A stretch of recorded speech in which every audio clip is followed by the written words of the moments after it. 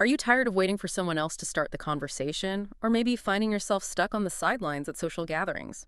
Welcome to Bookish Minds, Season 08, Episode 04. Today, we delve into Deborah Fine's transformative book, The Fine Art of Small Talk, to uncover some secrets of becoming a confident conversationalist. Our mission in this deep dive is really to equip you with practical strategies and maybe a bit of a mindset shift for engaging in small talk. We want to help transform it from, that thing you dread into a real opportunity for connection. It's about getting informed and gaining insights you could actually use. Absolutely. And it's so key, isn't it? Small talk. It gets a bad rap sometimes, but it's not just surface level stuff.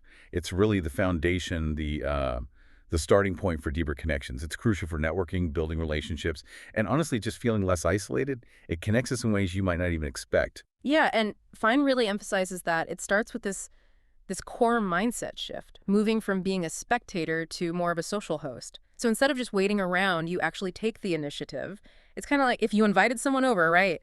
It's your job to make them feel comfortable. Same idea applies to starting a conversation. hmm And the immediate benefit of thinking that way is pretty significant. Mm. Most people, they're actually relieved when someone else breaks the ice, especially those folks who are smart, interesting, maybe even welcoming, but just happen to be a bit shy themselves. They're in the same boat. Hmm. So when you step up, you kind of become their savior in that moment. It feels good for everyone. That makes sense. But for someone who's naturally more introverted, does the book suggest ways to ease into that host role? Or is it like flipping a switch? Oh, good question.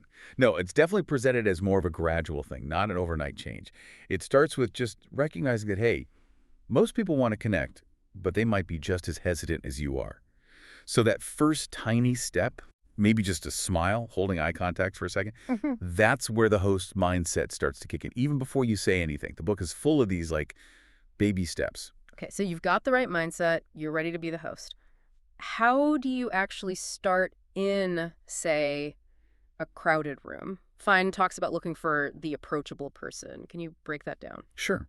It's about scanning the room for cues. Yeah. Someone who maybe glances your way and makes eye contact, or someone who isn't obviously deep in conversation or focused on an activity like, typing furiously on a laptop or reading intently. Often it's the person who's by themselves, maybe getting a drink, sitting alone, or just walking across the room. Gotcha. So you spot someone. Then what? Then it's about simple actions. Make eye contact first. Then, importantly, be the first one to offer a smile. 9 times out of 10, you'll get a smile back. And that simple exchange, it just puts the other person at ease. You're signaling you're friendly, open, like a good host. Okay. Eye contact, smile, approachability check. Now, the icebreaker itself. Right, icebreakers. The key thing here, according to Fine, is that they're not just for starting things. They're vital for keeping the conversation going. A super common mistake is just throwing out a statement like, wow, it's cold today.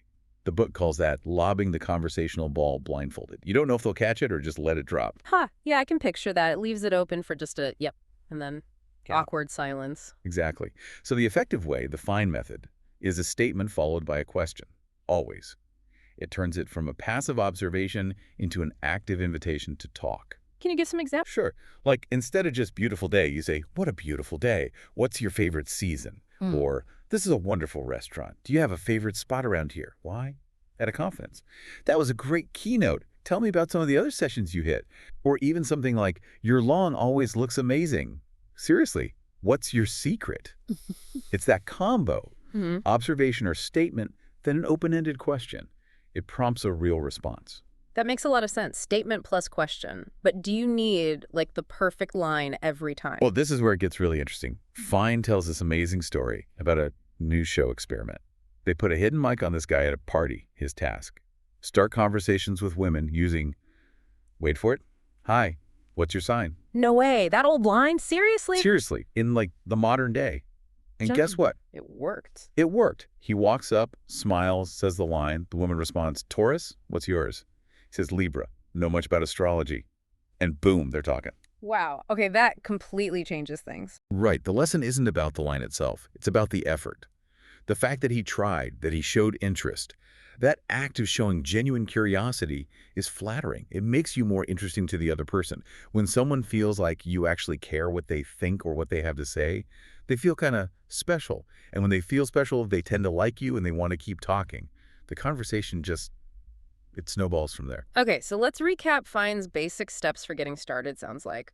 1, make eye contact. Yep. 2, smile. Crucial. 3, find that approachable person. Right. Scan the room. And 4, offer your name and actually use theirs if you get it. Exactly. And underlying all that is the main point. The real effort isn't crafting the perfect sentence. It's taking the risk. It's being the first one to just say hello. So success isn't really about your opening line as much as the other person's willingness to engage? Pretty much. Even the what's your sign thing worked because the woman decided to respond. We all make that split-second judgment, right? Do I feel like talking right now? Is this person someone I want to engage with? Your opening is just the invitation. Okay. Now, what about another big hurdle? That feeling of, ugh, I probably had nothing in common with that person. The difference is age, job, background. Yeah, that's a huge mental block for so many Yeah. people. We see the differences, gender, ethnicity, social status, generation, whatever, and we just assume there's no common ground. Yeah. But Fine, after talking to literally thousands of people, found the opposite. Her big takeaway was, we're all more alike than we are different. You just have to be willing to talk and listen to find it. She uses that analogy, right? Peeling an onion. Exactly. Take it one layer at a time. Ask questions, show interest, and those unexpected connections start to appear. And there's that incredible story in the book about her meeting Bob, the engineer. Oh yeah, that story's fantastic. It perfectly illustrates this point. She's giving a talk, asks people to introduce themselves. This guy, Bob, a customer service engineer from Motorola, stands up. He says his boss sent him, but he's also glad to be there because he just moved to this small town, Elizabeth, Colorado, and feels kind of isolated. And Debra knew the town. Right. She perks up. Elizabeth, I used to live there, near Parker, actually. Are you near the town itself or closer to Parker? Yeah. Bob says, no, near Parker, in a place called Ponderosa Park Estates. Which is where she lived. Exactly. She's like, Ponderosa Park Estates. Wow, me too. Yeah. Near Ponderosa Lane and Overlook Road. And Bob goes, well, Debra, I live on Overlook Road. Okay, getting spooky now. It gets better. She says, that's amazing, Bob. I lived in the log house at a 120 Overlook Road. And Bob replies, well, Debra, this is truly amazing because I live in the log house at 120 Overlook Road. What? That's insane. Isn't it? He'd bought the house from the family she and her ex-husband sold it to years earlier. But the point isn't just the coincidence, it's how they got there. By her showing genuine interest, asking those follow-up questions, peeling back the layers, they discovered this incredible connection. And later, Bob invited her family over so her kids could see the house they were too young to remember. It just shows what can happen when you push past the surface and genuinely try to connect. That's a powerful story. Okay, so we've covered starting one-on-one talks. What about joining conversations already in progress? That feels trickier. It definitely can be more intimidating, yeah. Let's break it down. Okay, what if it's just two people talking? How do you break in politely? Fine uses this analogy of old-fashioned dances, where you tap the partner on the shoulder. The polite way, she suggests, is wait for a slight pause, then address the person you don't need to speak with. You'd say something like, excuse me, person A, would you mind if I borrowed person B for just a moment? Most people will graciously step aside. It's smooth. Or, if that feels too bold, just a quick, excuse me for interrupting, person B, great to see you, maybe we can catch up later. Either way, you've made contact. Okay, that makes sense for pairs.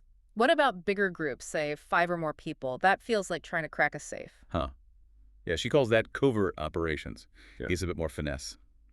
First step, show interest non-verbally. Stand nearby, listen in, let them get used to your presence. Don't just barge in. Often, the group will naturally shift a bit to make space if they see you listening intently. So you're kind of hovering nearby. Then what? Then you ease in. Wait for a chance to show you've been listening. Look for welcoming signs, maybe someone glances at you or they physically open the circle a bit more. And here's a key tip.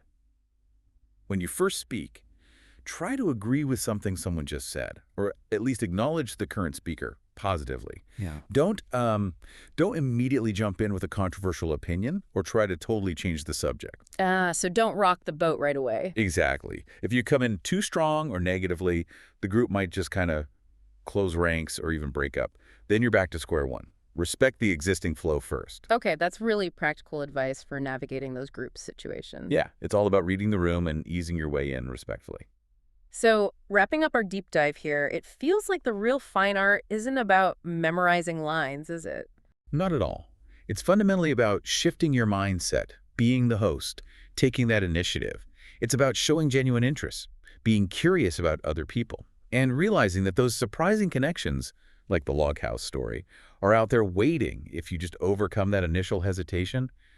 We really are more alike than we think. Mm-hmm.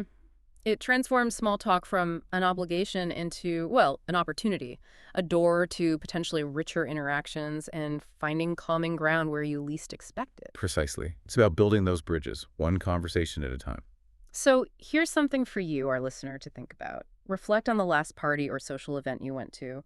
Was there maybe a hidden connection, a shared interest you might have uncovered if you'd taken that conversational plunge? And looking ahead, what surprising discovery might be waiting for you at the next one if you decide to be the host?